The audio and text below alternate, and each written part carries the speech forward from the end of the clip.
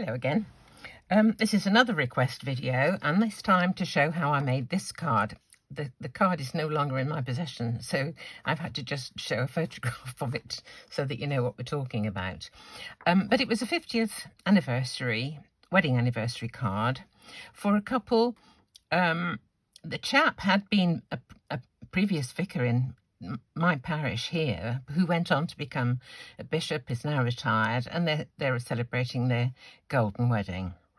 So here I've got a memory box. I think it's called Double Stitched Loving Heart Cutout die. It is an aperture die. When you look at it, the cutting line is on the inside and the stitching lines are on the outside. So that means that it'll be an aperture. The piece that comes out of here is just a plain heart. So the decoration will be on the surround. And there are about 4, I think, in the set in reducing sizes, gradually reducing sizes. The insert for this I used is another memory box die made to coordinate with this one. And this one is called, I can find some of the packages, Leafy Heart. It's called Leafy Heart. Very intricate, delicate leaves, lovely. It's got a few tiny little gold dot embellishments, which I used the holes from this die, which I think is a part of an Alexandra Renka set. I don't remember the make of the numerals, but there are so many around, and I've already done a video showing how I did the arced sentiment to fit on this die cut banner. Don't remember the make of that, sadly. I'm sorry about that. So I'll show you what I did. My card is the biggest square card I can make from a sheet of A4, which measures just under 150 millimeters by 150 millimeters. So that's the biggest square card I can get from a sheet of A4. And for that, I cut the panel that I'm going to use for the heart with this die, which is a double stitch, so that it's either good for a panel or for an aperture, having stitches either side of the cutting line. Don't remember the make of that one either, so I'm sorry about that, but it fits quite nicely onto the front of my cards. So the first thing to do is to make that aperture with this memory box die, and I need to cut it so it's level, it's central, and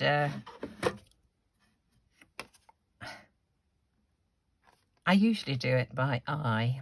If you're not happy with eyeballing things, I think the thing to do would be to measure and make sure that you get it in the right place. I'll bring this in just a little bit so you can see what I'm doing. If you're having problems when you put your top plate on, as often happens to me, the die moves a little bit, then by all means use a little low tack tape and just secure it in position. But for the minute, that's not quite in the centre. There we go. Let's cut this one out. Just check it's okay. I've just got some new cutting plates for this Spellbinder Platinum 6, and I've noticed that the ends of them are a little bit like the Sizzix switch, in that they've got a slight bevel on the end. So if you put it in this way up, it's got a slight bevel which will lead it into the machine a little more easily. So there we are. There we've got our top cut panel. So that we can get a little bit of relief on this card and make it a little bit more dynamic, I'm going to pop this bit up onto foam tape. I use various thicknesses of foam tape. This is coming to the end, but I love this one, which is really very narrow.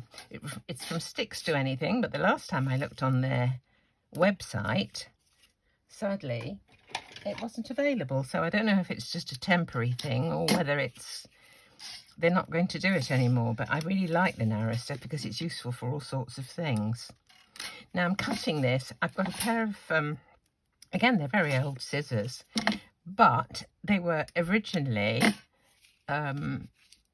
Teflon coated non-stick scissors, which are supposed to not accumulate too much of the gunk of adhesives onto them. But I do keep them, just one pair of scissors, just for cutting sticky stuff.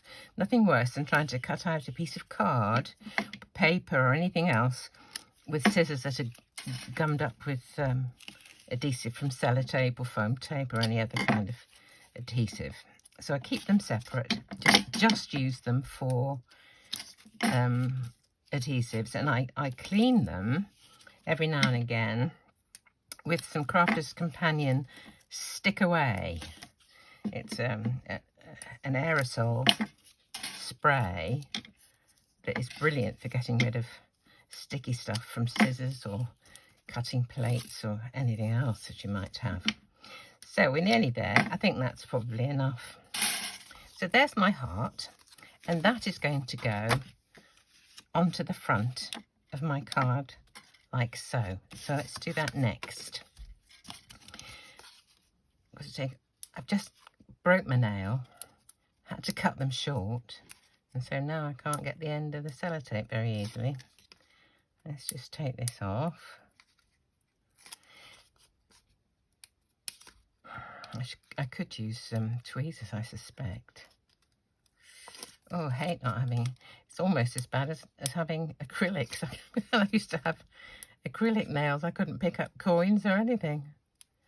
I stopped having those when the pandemic started, and I haven't had them done again since, so perhaps I should. We're getting there. We are getting there. You could sing a little song or talk to yourself while you're waiting for me to do this. If I was techie, I would know how to speed up video so you get through all the boring stuff very quickly, but I haven't worked out how to do that yet. Could do with one of my grandchildren here, perhaps, to give me a lesson. Right, we're nearly there. Nearly there.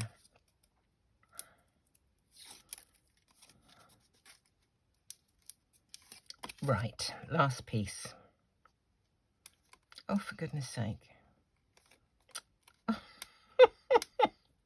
Oh my. I bet you're pulling your hair out trying to get me to do this, aren't you? Anyway, now, foam tape is notoriously tacky. And if I try and position this on the front of my card, if it touches anywhere, it will stick straight away. And so I want to have a little bit of manoeuvrability. So put a little bit of glue stick over the foam tape, and that just doesn't stop it being any less sticky permanently, but in the initial stages it does give me a bit of manoeuvrability. So I rest my panel over my pointy fingers until I've got it in the position I want, and then I can release it and let it down. Okay, so there's my front panel. The next thing is to attach the Leafy Die. So for this one, I've got a piece of scrap card here. I think this was a bit that one of those was cut from. And on the back, I have put a piece of double-sided sheet. Stuck it onto the back. I have stuck these kind of intricate dies with micro dots before, but when there are so many tiny little leaves, when you try and pull this off a micro dot sheet, some of them want to stay behind and there's a possibility of tearing it. So what I'm going to do, you won't be able to see this, but I'm going to hold it to the light and make sure that the position I'm putting this onto the card means that there is some adhesive everywhere on the back of it, so that it will cut out properly. So let's put this onto my die cutting machine and I'll just cut this out. I think I'll come back. Okay.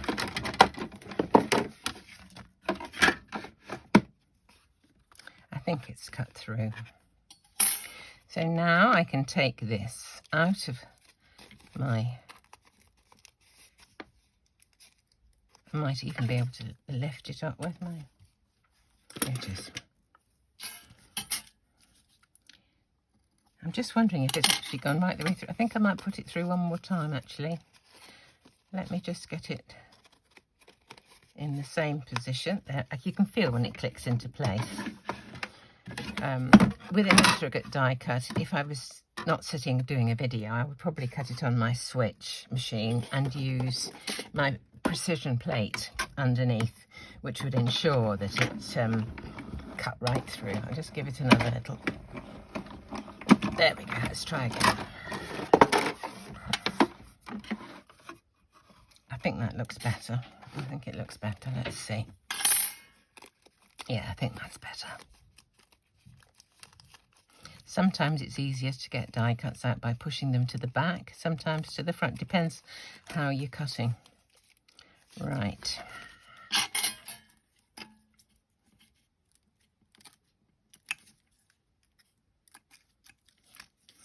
If this was just an ordinary die cut, it would probably come out really, really easily. But it is quite delicate with lots of little pointy corner bits that want to hang in there. Just get it out gently. There we are.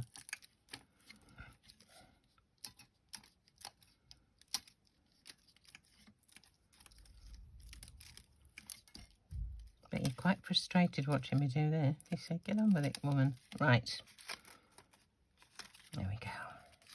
Now, to take the sheet of the adhesive off the back. Is that all off? I think it is. Now I'm going to position this into that aperture. Try and get it absolutely square.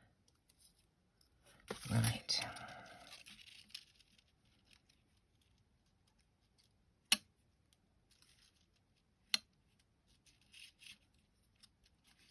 Stuck to my fingers. Let's just see.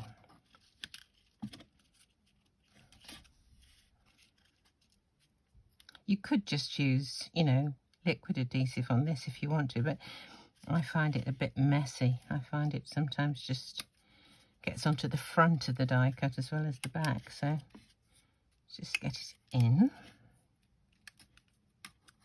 Pokey tools are really handy for so many things. So many things. There we go. And it looks like we're in. There we are. Now, I've done another video to show how I make the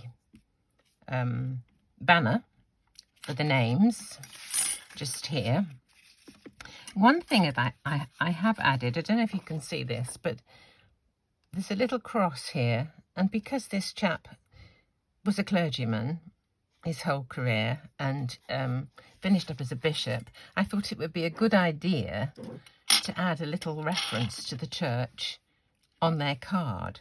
So this is a tiny little die, and it's actually two pieces in one. It's got an edging piece and the little cross itself. So I'm sorry, I don't know the make of it, but I just cut one of those out and added that at the bottom here. The sentiment is just a couple of numbers. Again, I'm not sure which set they're from, but what I've done is cut out a couple in white, stack them together, and the one pair of numbers in gold and stuck them on the top. So that's the numerals. These little tiny embellishments here, I put some double-sided tape onto the back of some gold card, and if you can see in here, those are the tiny dots. And the easiest thing to do is, with using a pokey tool, pick one up and put it on. Whoops. Put it on.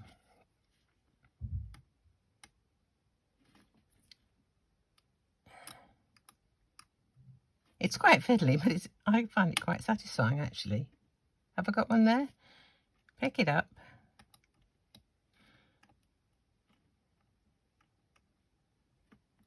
Can't pick that one up. Pick it up. It's a white one.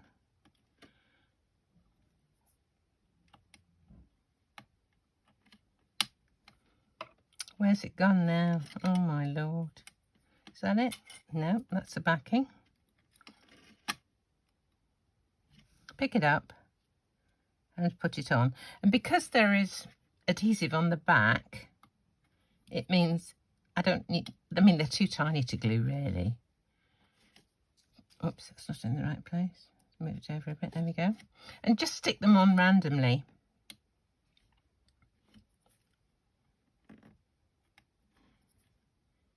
Some of them have still got the adhesive sheet on the back, the part of it. Pick it up and put it on. And I stuck those all over. So basically, that's how I did it. I forgot to get the figures out to show you how I did the stacking, but I'm sure you know how to do stacking. It's very difficult to know how detailed to go into the construction of a card. Some people have been crafting for years and you know, wouldn't take kindly to being shown some things, and others are only too grateful. So for those who think it's old hat, I'm sorry, and if I haven't given enough information, just please tell me, and I would love to know. So that's basically how I made the card, not from start to finish, but in 2 bits. So I hope it helped, and thanks for watching.